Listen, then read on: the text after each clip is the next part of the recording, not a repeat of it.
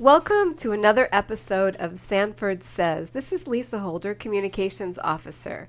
Today we have two special guests with us to talk about the City of Sanford's annual water quality report.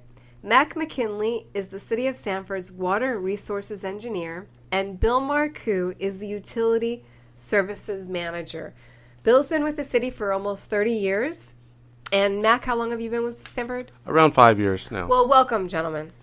So today we're going to get into detail and explain the report that is actually in the process of being mailed to our residents in your utility bills as we speak.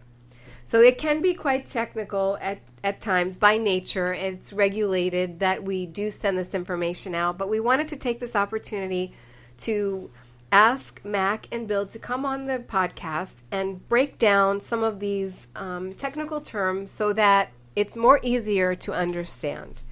So let's get started. Mack, so what is actually the annual water quality report? Well, the EPA requires us to put out a consumer confidence report, as they call it. We call it our annual water quality report, but it fulfills our requirement to EPA. DEP, the Florida Department of Environmental Protection, they enforce the requirement with us, so we send them copies and make sure that we run the report by them and everything's approved before we send it out. Okay.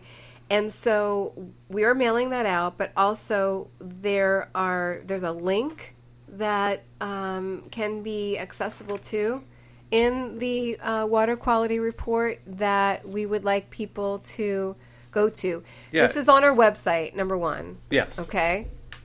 And in addition, there's other information online as well, correct? Yeah, there's a link under health effects in the flyer, and that it lists all of the requirements that we have to follow to put this pamphlet out. So if you need any more information, it's the Safe Drinking Water Hotline, and the link is the internet version of that hotline. So. Okay.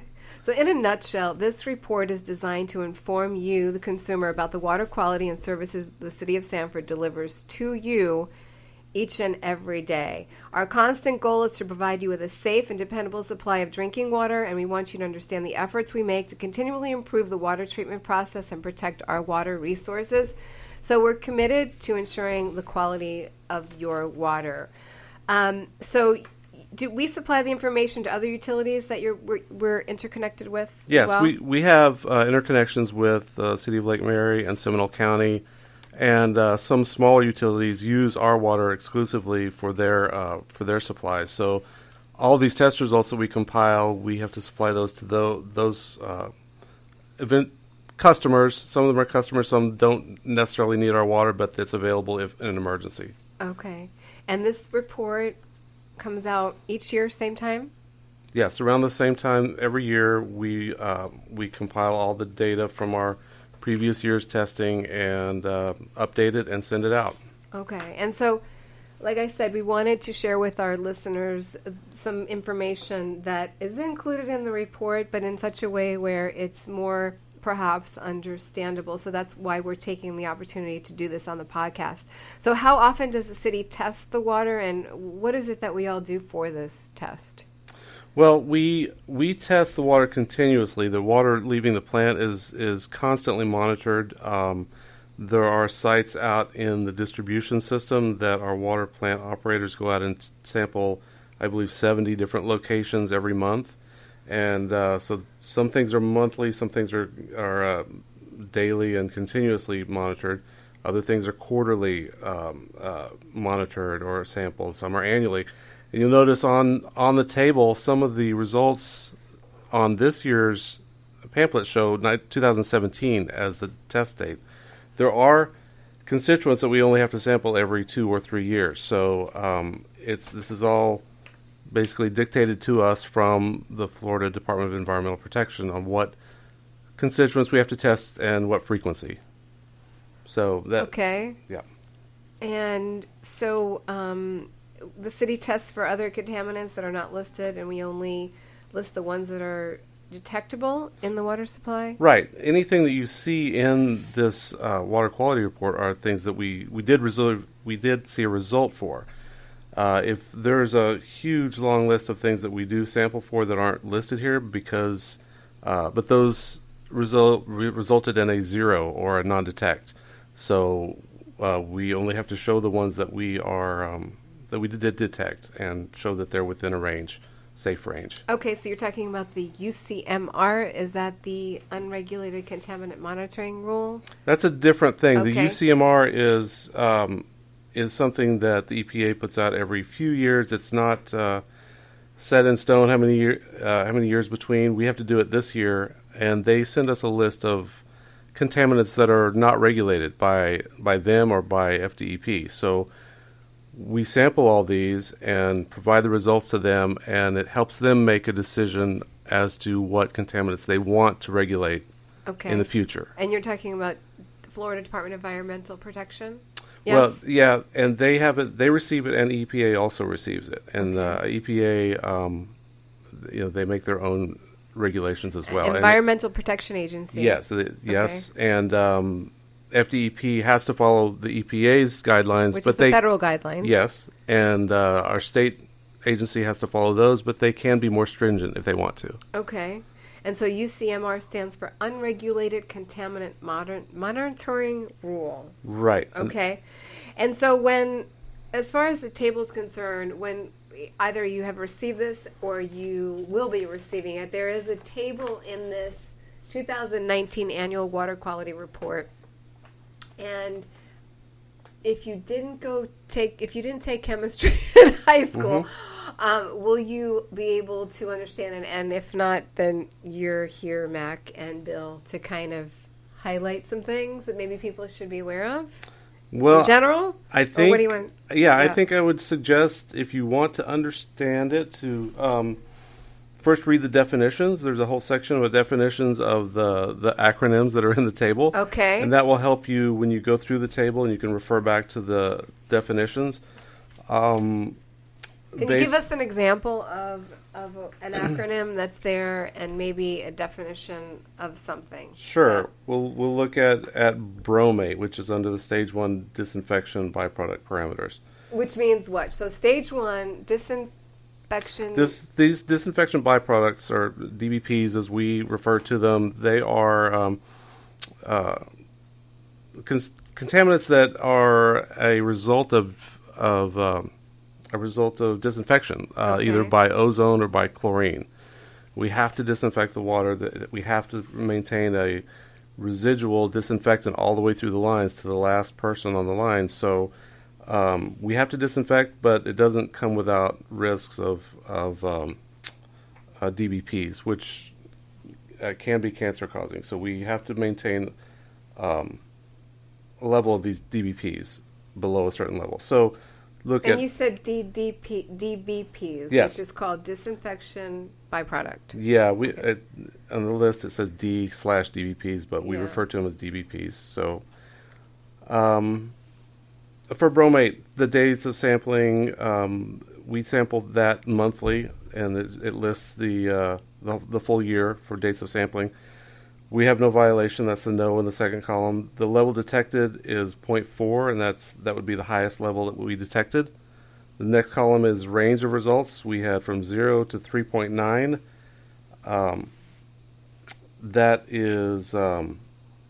That's the range of all the results we had.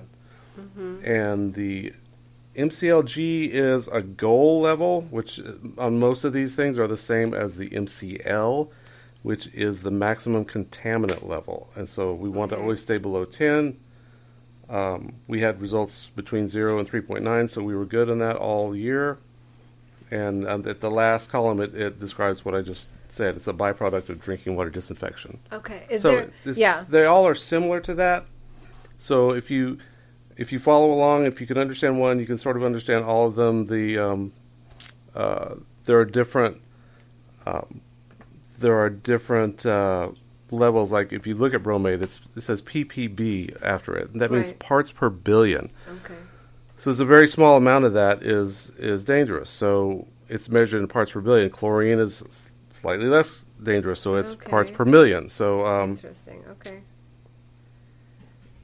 Yeah. So, again, listeners, we're trying to break down some very technical information in a way that it can be at least. You may want to pick it up and read it now. At least, hopefully, this will bring some awareness to you, and not to just to ignore the report. We really take a lot of effort in putting it together, and hopefully our citizens and residents will just take a moment to just review it. Bill, did you want to make any comments thus far on what we're talking about? I just wanted to say that all utilities, public utilities, have to comply with this reg. So it's not just exclusive to Sanford. So if you live in Lake Mary or Seminole County service area, you would receive a similar packet of information. Okay, great. yeah, and the language in this is somewhat dry. There's certain language that we are required to put in there. Just for example, we can't put in there that a blanket statement that our water is safe, because if you read the information, if some people are more vulnerable to contaminants in drinking water if they have health issues. So we were limited in what we can say, so it comes across sort of dry, but it's good information, and it summarizes the work we do year-round to test and sample and compile all this information and make sure your water's safe as possible.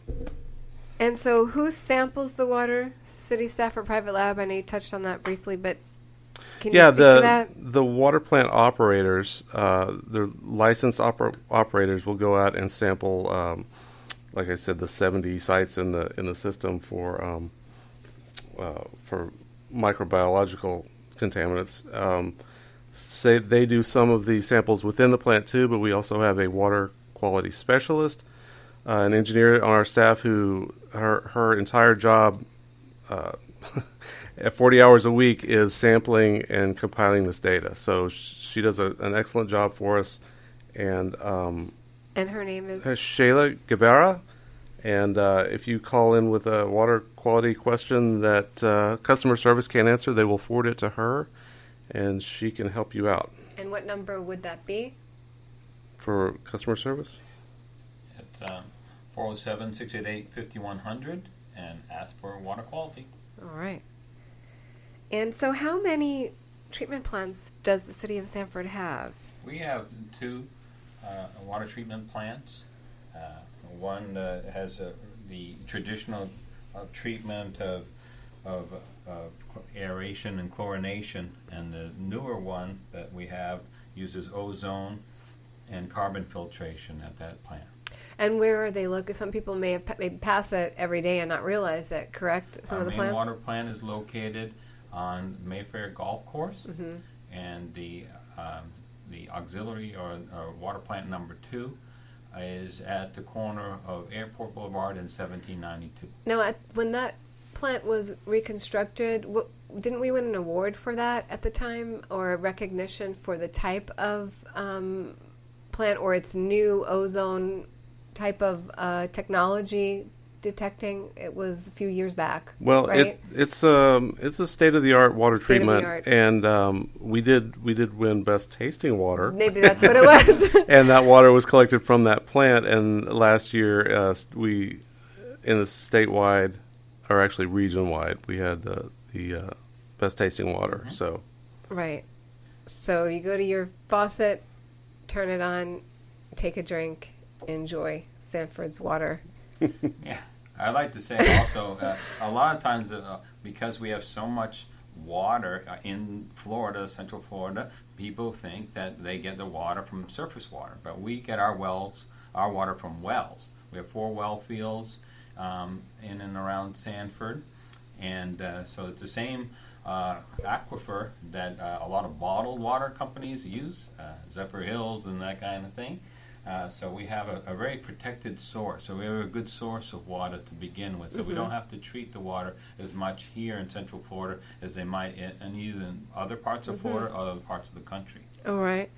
And so also the Citizens Academy for the City of Sanford does a very special, and when it's utility night class, they do a very special tour, an actual bus tour of the plant, so you can see and you hear more in detail of what Bill and Mack are talking about when you are in the Citizens Academy, which is a free class.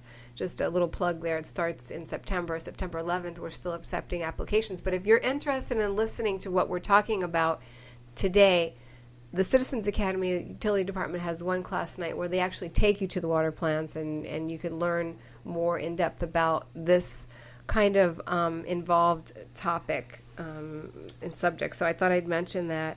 And I wanted to add also that we're looking for the future. We're currently investigating the potential of using brackish water. That is water that would take an additional treatment, some additional filtration to help us meet future water demands, because there are limits to what we can withdraw from the groundwater because of the impacts on springs and rivers and the like. And so we have to look for the alternative water sources. We're fine for now, but we're looking ahead several years ahead so that we can meet the demands of the future.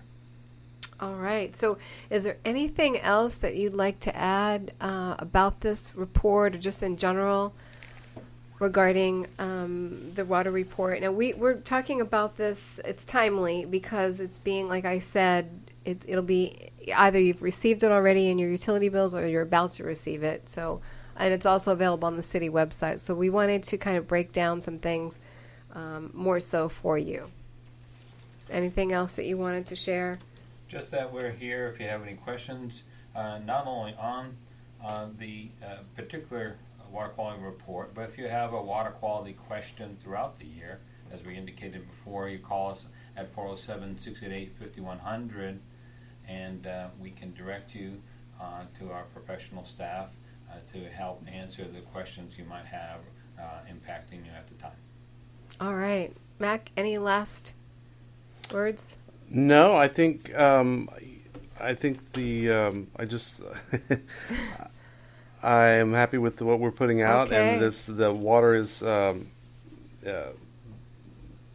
as safe as we can make it. We spend so much time monitoring and testing and documenting everything. It's nice to put that out there in a pamphlet to show people that we are taking care of them. Right. All right. So the City of Sanford works around the clock to provide top quality water to every tap. So we ask that all our customers help us protect our water sources, which are the heart of our community, our way of life, and our children's future. Again, if you have any questions about the report or any concerns about your water utility, please contact the City of Sanford Utility Department at 407-688-5105, Monday through Thursday between the hours of 7:30 and 5:30, or Friday between the hours of 8 a.m. and 1 p.m. City Hall and the Utility Department are closed on observed holidays. So we have 4th of July coming up next week. So thank you so much. We appreciate you being on the show, Mack and Bill. Well, thank you, Lisa. Hope to have you back on again as we share with our listeners just important services that the City of Sanford provides to our customers. Thank you again for listening. This is Lisa Holder, Communications Officer for the City of Sanford. You can find this podcast now on iTunes, by the way. We're on SoundCloud, Spotify, of course, social media, and the city website, sanfordfl.gov/podcast. Thanks again.